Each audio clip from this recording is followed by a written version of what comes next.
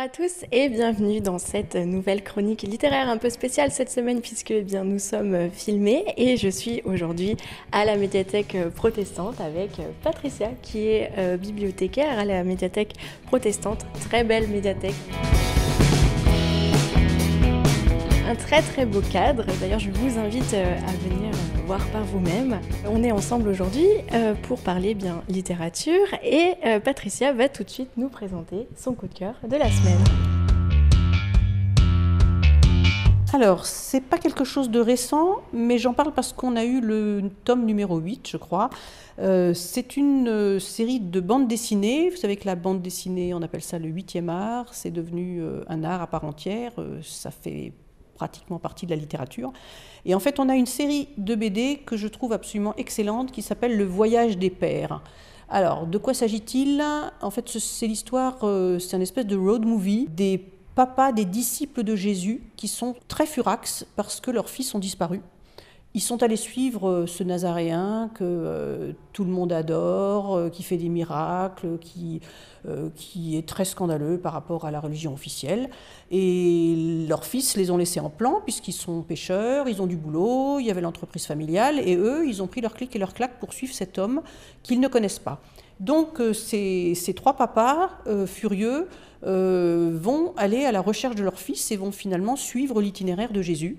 Et les images sont absolument désopilantes, les dialogues aussi. On apprend plein de choses nouvelles sur la Bible, sur Jésus, sur les disciples. Pas parce que c'est inventé, mais simplement parce que c'est une nouvelle manière de relire la Bible. Et puis dès qu'on change sa lecture, même si on connaît les histoires par cœur, on redécouvre des choses. En plus, c'est très amusant. C'est pour un public, j'ai envie de dire, ado et adulte. Donc là, vous avez sous les yeux le tome numéro 2, mais il y en a 7 ou 8. Le dernier vient de sortir, il est déjà emprunté. Mais vous pouvez commencer par le numéro 1 et venir les emprunter à la médiathèque protestante. Vous le savez, la chronique littéraire, c'est pas seulement un coup de cœur, c'est également plusieurs top 3. J'ai cru comprendre que vous alliez nous parler aujourd'hui de Martin Luther King, c'est ça ? Eh bien oui, comme beaucoup de médias, je pense que vous en avez parlé aussi. Vous connaissez tous pasteur baptiste américain, prix Nobel de la paix en 64, assassiné en 68. Et le 4 avril 68, c'était la date anniversaire de son assassinat. Donc il y a 2 jours, on a fêté si on peut appeler ça fêter, les 50 ans de l'assassinat de Martin Luther King. Ce qui est une occasion de reparler de tout son travail, de sa vision, de la non-violence, de son combat pour l'abolition du racisme, de la ségrégation aux États-Unis. Il a quand même eu un impact absolument incroyable sur la marche du monde. Voilà. Donc il y a plusieurs livres qui sont sortis.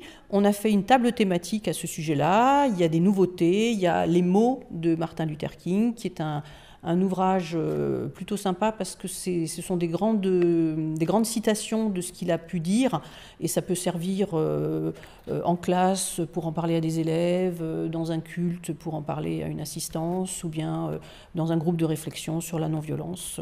Voilà. Il y a un autre livre qui s'appelle Martin Luther King, est-ce que c'était un prophète, qui revient sur son itinéraire, c'est un peu une biographie. On a plusieurs revues, il y a l'hebdomadaire Réforme qui a fait quelque chose, il y a La Vie qui a sorti un hors-série, et nous avons évidemment aussi une BD pour ceux qui n'aiment pas lire des grands livres, mais qui veulent quand même se tenir au courant. C'est je trouve un beau cadeau de confirmation ou un cadeau pour des jeunes. Enfin, ça interroge un homme qui a risqué sa vie, qui est allé tellement à fond dans son engagement. Ça nous interroge nous aussi, je veux dire, est-ce qu'on est prêt à aller jusque-là ? Et puis la non-violence, ça veut dire quoi aujourd'hui ? Est-ce que nous, on est violents à l'intérieur de nous ? Est-ce qu'on n'est pas tous un peu tentés par la violence quand les choses ne se passent pas comme on veut ? Et lui disait, il faut combattre, mais pas avec la violence, sinon ce sera terrible. Donc un peu de tout, des revues, des biographies, des BD, le tout autour de Martin Luther King évidemment. La chronique littéraire, c'est aussi l'actualité justement. Est-ce que vous auriez une petite actu pour le mois d'avril à la médiathèque protestante ? Alors c'est une actu un peu particulière cette fois-ci parce que je vais rester dans la thématique Martin Luther King.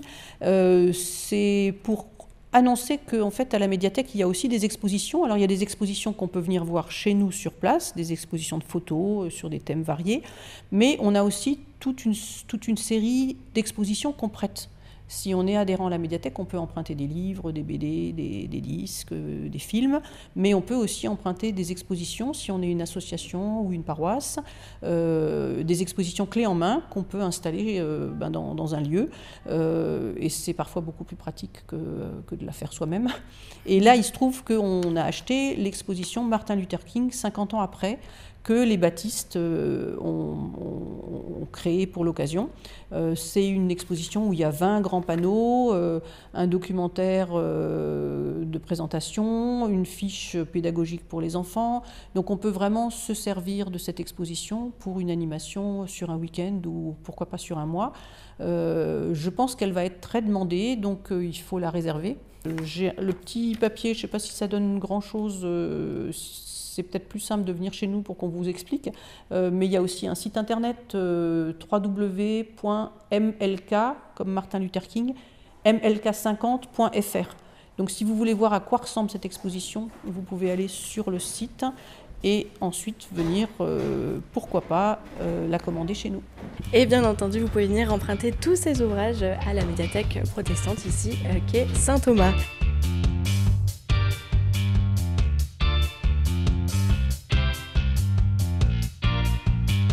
C'est la fin de votre chronique littéraire. Vous pouvez la retrouver également en podcast audio sur le site de notre radio. Quant à moi, je vous dis à la semaine prochaine pour de nouvelles idées lecture. Salut à tous!